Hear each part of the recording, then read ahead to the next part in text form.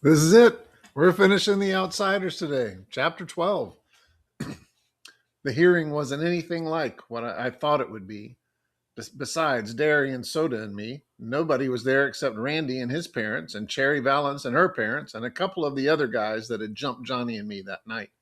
I don't know what I expected the whole thing to be like. I guess I've been watching too many Perry Mason shows. It was a famous old show about a lawyer. Oh, yeah, the doctor was there and he had a long talk with the judge before the hearing. I didn't know what he had to do with it then, but I do now. First, Randy was questioned. He looked a little nervous, and I wished they'd let him have a cigarette. I wished they'd let me have a cigarette. I was more than a little shaky myself. Derry had told me to keep my mouth shut no matter what Randy and everybody said, that I'd get my turn. All the Socias told the same story and stuck mainly to the truth, except they said Johnny had killed Bob. But I figured I could straighten that point out when I got my turn. He still kind of got this delusional thing. Um, Cherry told them that what had happened before and after Johnny and I had been jumped. I think I saw a couple of tears slide down her cheeks, but I'm not sure. Her voice was sure steady, even if she was crying. The judge questioned everyone carefully, but nothing real emotional or exciting happened like it does on TV. He asked Derry and Soda a little bit about Dally, I think to check our background and find out what kind of guys we hung out with. Was he a real good buddy of ours? Derry said, Yes, sir, looking straight at the judge, not flinching, but Soda looked at me like he was sentencing me to the electric chair before he gave the same answer. I was real proud of both of them. Dally had been one of our gang, and we wouldn't desert him. I thought the judge would never get around to questioning me. Man, I was scared almost stiff by the time he did. And you know what? They didn't ask me a thing about Bob's getting killed. All the judge did was ask me if I liked living with Derry, if I liked school, what kind of grades I made, and stuff like that. I couldn't figure it out then, but later I found out what the doctor had been talking to the judge about. I guess I looked as scared as I really was because the judge grinned at me and told me to quit chewing my fingernails. That's a habit I have. Then he said I was acquitted and the whole case was closed, just like that. Didn't even give me a chance to talk much, but that didn't bother me a lot. I didn't feel like talking anyway. I wished I could say everything went back to normal, but it didn't, especially me. I started running into things like the door and kept tripping over the coffee table and losing things. I've always been kind of absent minded, but man, then I was lucky if I got home from school with the right notebook and with both shoes on. I walked all the way home once in my stocking feet and didn't even notice it until Steve made some bright remark about it. I guess I'd left my shoes in the locker room at school, but I never did find them. And another thing, I quit eating. I used to eat like a horse, but all of a sudden I wasn't hungry. Everything tasted like baloney. I was lousing up my schoolwork too. I didn't do too badly in math because Derry checked over my homework in that and usually caught all of my mistakes and made me do it again. But in English, I really washed out. I used to make A's in English, mostly because my teacher made us do compositions all the time. I mean, I know I don't talk good English. Have you ever seen a hood that did? But I can write it good when I try. At least I could before. Now I was lucky to get a D on a composition. It bothered my English teacher by the way I was goofing up. I mean, he's a real good guy who makes us think, and you can tell he's interested in you as a person too. One day he told me to stay in after the rest of the class left. Pony boy, I'd like to talk to you about your grades. Man, I wish I could beat it out of there. I knew I was flunking out in that class, but golly, I couldn't help it. There's not much to talk about, judging from your scores. Pony, I'll give it to you straight. You're failing this class right now, but taking into consideration the circumstances, if you come up with a good semester theme, I'll pass you with a C grade. Taking into consideration the circumstances? Brother, was that ever a way to tell me he knew I was goofing up because I'd been in a lot of trouble? At least that was a roundabout way of putting it. The first week of school after the hearing had been awful. People I knew wouldn't talk to me, and people I didn't know would come right up and ask about the whole mess. Sometimes even teachers. And my history teacher, she acted as if she was scared of me, even though I'd never caused any trouble in her class. You can bet that made me feel real tough. Yes, sir, I said. I'll try. What's the theme supposed to be on? Anything you think is important enough to write about. And it isn't a reference theme. I want your own ideas and your own experiences. My first trip to the zoo. Oh boy, oh boy. Yes, sir, I said, and I got out of there as fast as I could.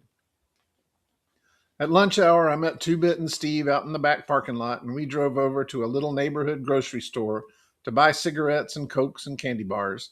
The store was the grease hangout, and that was about all we ever had for lunch. The Socias were causing a lot of trouble in the school cafeteria, throwing silverware and stuff, and everybody tried to blame it on us greasers. We all got a big laugh out of that. Greasers rarely even eat in the cafeteria. I was sitting on the fender of Steve's car, smoking and drinking a Pepsi while he and Two Bit were inside talking to some girls when a car drove up and three Socias got out. I just sat there and looked at them and took another swallow of the Pepsi. I wasn't scared. It was the oddest feeling in the world. I didn't feel anything, scared, mad, or anything, just zero. You're the guy that killed Bob Sheldon, one of them said. And he was a friend of ours. We don't like nobody killing our friends, especially greasers. Big deal. I busted the end of my bottle and held on to the neck and tossed away my cigarette. You get back into your car or you'll get split. They looked kind of surprised, and one of them backed up. I mean it. I hopped off the car. I've had about all I can take from you guys. I started toward them, holding the bottle the way Tim Shepard holds a switch, out and away from myself in a loose but firm hold. I guess they knew I meant business because they got into their car and drove off. You really would have used that bottle, wouldn't you? Two-Bit had been watching from the store doorway. Steve and me were backing you, but I guess we didn't need to. You'd have really cut them up, huh? I guess so, I said with a sigh. I didn't see what Two-Bit was sweating about. Anyone else would have done the same thing, and Two-Bit wouldn't have thought about it twice. Pony Boy, listen, don't get tough. You're not like the rest of us, and don't try to be. What was the matter with Two-Bit? I knew as well as he did that if you got tough, you didn't get hurt. Recognize that line? Get smart, and nothing can touch you. What in the world are you doing? Two-Bit's voice broke into my thoughts. I looked up at him, picking up the glass. He stared at me for a second and then grinned. You little son of a gun, he said in a relieved voice. I didn't know what he was talking about, so I just went on picking up the glass from the bottle and put it in the trash can. I didn't want anyone to get a flat tire. I tried to write that theme when I got home. I really did, mostly because Derry told me to, or else. I thought about writing about Dad, but I couldn't. It's going to be a long time before I can even think about my parents. A long time. I tried writing about Soda's horse, Mickey Mouse, but I couldn't get it right. It always came out sounding corny. So I started writing names across the paper. Daryl Shane Curtis Jr., Soda Patrick Curtis, Ponyboy Michael Curtis. Then I drew horses all over it. That was going to get a good grade like all get out. Hey, did the mail come in yet? Soda slammed the door and yelled for the mail, just the way he does every day when he comes home from work. I was in the bedroom, but I knew he would throw his jacket toward the sofa and miss it, take off his shoes, and go into the kitchen for a glass of chocolate milk, because that's what he does every day of his life. He always runs around in his stocking feet. He doesn't like shoes. Then he did a funny thing. He came in and flopped down on the bed and started smoking a cigarette. He hardly ever smokes except when something is really bugging him or when he wants to look tough. And he doesn't have to impress us. We know he's tough. So I figured something was bothering him. How was work? Okay. Something wrong? He shook his head. I shrugged and went back to drawing horses. Soda cooked dinner that night and everything came out right. That was unusual because he's always trying something different. One time we had green pancakes. Green. I can tell you one thing. If you got a brother like Soda Pop, you're never bored. I once made my kids green pancakes. There's nothing wrong with that. All through supper, Soda was quiet and he didn't eat much. That was really unusual. Most of the time, you can't shut him up or fill him up. Derry didn't seem to notice, so I didn't say anything. Then after supper, me and Derry got into a fuss about the fourth one we'd had that week. This one started because I hadn't done anything on that theme and I wanted to go for a ride. It used to be that I'd just stand there and let Derry yell at me, but lately I'd been yelling right back. What's the sweat about my schoolwork? I finally shouted. I'll have to get a job as soon as I get out of school anyway. Look at Soda. He's doing okay and he dropped out. You can just lay off. You're not going to drop out. Listen, with your brains and grades, you could get a scholarship and we could put you through college. But schoolwork's not the point. You're living in a vacuum, Pony, and you're going to have to cut it out. Johnny and Dallas were our buddies too, but you don't just stop living because you lose someone. I thought you knew that by now. You don't quit. And anytime you don't like the way I'm running things, you can get out. I went tight and cold. We never talked about Dallas or Johnny. You'd like that, wouldn't you? You'd like me just to get out. Well, it's not that easy, is it, Soda? But when I looked at Soda, I stopped. His face was white, and when he looked at me, his eyes were wide with a pained expression. I suddenly remembered Curly Shepherd's face when he slipped off a telephone pole and broke his arm. Don't. Oh, you guys, why can't you? He jumped up suddenly and bolted out the door. Derry and I were struck dumb. Derry picked up the envelope that Soda had dropped. It's the letter he wrote Sandy, Derry said without expression. Returned unopened. So that was what had been bugging Soda all afternoon, and I hadn't even bothered to find out. And while I was thinking about it, I realized that I had never paid much attention to Soda's problems. Derry and I just took it for granted that he didn't have any. When Sandy went to Florida, it wasn't Soda, Pony Boy. He told me he loved her, but I guess she didn't love him like he thought she did, because it wasn't him. You don't have to draw me a picture, I said. He wanted to marry her anyway, but she just left. Derry was looking at me with a puzzled expression. Why didn't he tell you? I didn't think he'd tell Steve or Two-Bit, but I thought he told you everything. Maybe he tried, I said. How many times had Soda started to tell me something only to find I was daydreaming or stuck in a book? He would always listen to me no matter what he was doing. He cried every night that week you were gone, Derry said slowly. Both you and Sandy in the same week. He put the envelope down. Come on, let's go after him. We chased him clear to the park. We were gaining on him, but he had a block's head start. Circle around and cut him off, Derry ordered. Even out of condition, I was the best runner. I'll stay right behind him. I headed through the trees and cut him off halfway across the park. He veered off to the right, but I caught him in a flying tackle before he'd gone more than a couple of steps. It knocked the wind out of both of us. We lay there gasping for a minute or two, and then Soda sat up and brushed the grass off his shirt. You should have gone out for football instead of track. Where did you think you were going? I lay flat on my back and looked at him. Derry came up and dropped down beside us. Soda shrugged. I don't know. It's just I can't stand to hear y'all fight. Sometimes I just have to get out, or it's like I'm the middleman in a tug of war and I'm being split in half, you dig? Derry gave me a startled look. Neither of us had realized what it was doing to Soda to hear us fight. I was sick and cold with shame. What he said was the truth. Derry and I did play tug of war with him, with never a thought to how much it was hurting him. Soda was fiddling with some dead grass. I mean, I can't take sides. It'd be a lot easier if I could, but I see both sides. Derry yells too much and tries too hard and takes everything too serious. And Pony Boy, you don't think enough. You don't realize all Derry's given up just to give you a chance he missed out on. He could have stuck you in a home somewhere and worked his way through college. Pony Boy, I'm telling you the truth. I dropped out because I'm dumb. I really did try in school, but you saw my grades. Look, I'm happy working in a gas station with cars. You'd never be happy doing something like that. And Derry, you ought to try to understand him more and quit bugging him about every little mistake he makes. He feels things differently than you do. He gave us a pleading look.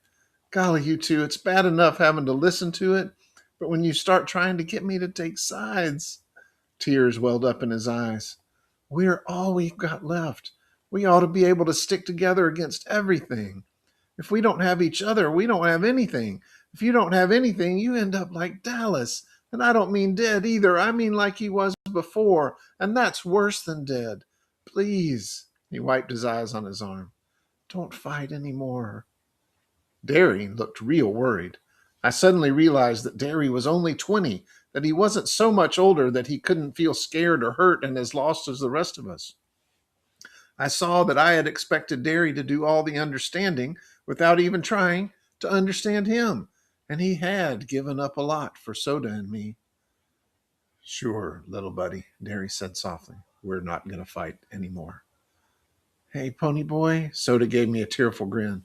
Don't you start crying too. One ball baby in the family's enough. I'm not crying, I said. Maybe I was. I don't remember. Soda gave me a playful punch on the shoulder. No more fights. Okay, Pony Boy, Derry said. Okay, I said, and I meant it. Derry and I would probably still have misunderstandings. We were too different not to. But no more fights. We couldn't do anything to hurt Soda. Soda Pop would always be the middleman, but that didn't mean he had to keep getting pulled apart. Instead of Derry and me pulling apart, he'd be pulling us together. Well, said Soda, I'm cold. How about going home? Race ya, I challenged, leaping up. It was a real nice night for a race. The air was clear and cold and so clean it almost sparkled. The moon wasn't out, but the stars lit up everything. It was quiet except for the sound of our feet on the cement and the dry, scraping sound of leaves blowing across the street. It was a real nice night. I guess I was still out of shape because we all three tied. No, I guess we all just wanted to stay together. I still didn't want to do my homework that night, though. I hunted around for a book to read, but I'd read everything in the house about 50 million times, even Derry's copy of The Carpetbaggers, though he'd told me I wasn't old enough to read it. I thought so too after I finished it. Finally, I picked up Gone with the Wind and looked at it for a long time. I knew Johnny was dead. I had known it all the time, even when I was sick and pretending he wasn't. It was Johnny, not me, who had killed Bob. I knew that too. I had just thought that maybe if I played it like Johnny wasn't dead, it wouldn't hurt so much. The way Two Bit, after the police had taken Dally's body away, had griped because he had lost his switchblade when they searched Dallas. Is that all that's bothering you, that switchblade? A red-eyed Steve had snapped at him. No, Two Bit had said with a quivering sigh, but that's what I'm wishing was all that's bothering me. But it still hurt anyway. You know a guy a long time, and I mean really know him, you don't get used to the idea that he's dead just overnight. Johnny was something more than a buddy to all of us. I guess he had listened to more beefs and more problems for more people than any of us. A guy that'll really listen to you, listen and care about what you're saying is something rare. And I couldn't forget him telling me that he hadn't done enough, hadn't been out of our neighborhood all his life. And then it was too late. I took a deep breath and opened the book. A slip of paper fell out on the floor, and I picked it up. Pony Boy, I asked the nurse to give you this book so you could finish it. It was Johnny's handwriting. I went on reading, almost hearing Johnny's quiet voice. The doctor came in a while ago, but I knew anyway. I keep getting tireder and tireder. Listen, I don't mind dying now. It's worth it. It's worth saving those kids. Their lives are worth more than mine. They have more to live for. Some of their parents came by to thank me, and I know it was worth it. Tell Dally it's worth it. I'm just going to miss you guys. I've been thinking about it, about that poem and the guy that wrote it. He meant you're gold when you're a kid, like green. When you're a kid, everything's new, dawn. It's just when you get used to everything that it's day, like the way you dig sunsets, Pony. That's gold. Keep that way. It's a good way to be. I want you to tell Dally to look at one. He'll probably think you're crazy, but ask for me. I don't think he's ever really seen a sunset. And don't be so bugged over being a greaser. You still have a lot of time to make yourself be what you want. There's still lots of good in the world. Tell Dally, I don't think he knows. Your buddy, Johnny. Tell Dally. It was too late to tell Dally. Would he have listened? I doubted it. Suddenly it wasn't only a personal thing to me. I could picture hundreds and hundreds of boys living on the wrong sides of cities, boys with black eyes who jumped at their own shadows, hundreds of boys who maybe watched sunsets and looked at stars and ached for something better. I could see boys going down under streetlights because they were mean and tough and hated the world, and it was too late to tell them that there was still good in it, and they wouldn't believe you if you did. It was too vast a problem to be just a personal thing. There should be some help. Someone should tell them before it was too late. Someone should tell their side of the story, and maybe people would understand them then and wouldn't be so quick to judge a boy by the amount of hair oil he wore. It was important to me. I picked up the phone book and called my English teacher. Mr. Syme, this is Pony Boy. That theme, how long can it be? Why, not less than 5 pages. He sounded a little surprised. I'd forgotten it was late at night. Can it be longer? Certainly, Pony Boy, as long as you want it. Thanks, I said, and hung up. As long as you want it. I sat down and picked up my pen and thought for a minute, remembering a handsome dark boy with a reckless grin and hot temper, a tough tow-headed boy with a cigarette in his mouth and a bitter grin on his hard face, remembering, and this time it didn't hurt, a quiet, defeated-looking 16-year-old whose hair needed cutting badly and who had black eyes with a frightened expression to them. 1 week had taken all three of them. And I decided I could tell people, beginning with my English teacher. I wondered for a long time how to start that theme, how to start writing about something that was important to me. And I finally began like this. When I stepped out into the bright sunlight from the darkness of the movie house, I had only two things on my mind: Paul Newman and a ride home. It's a classic for a reason.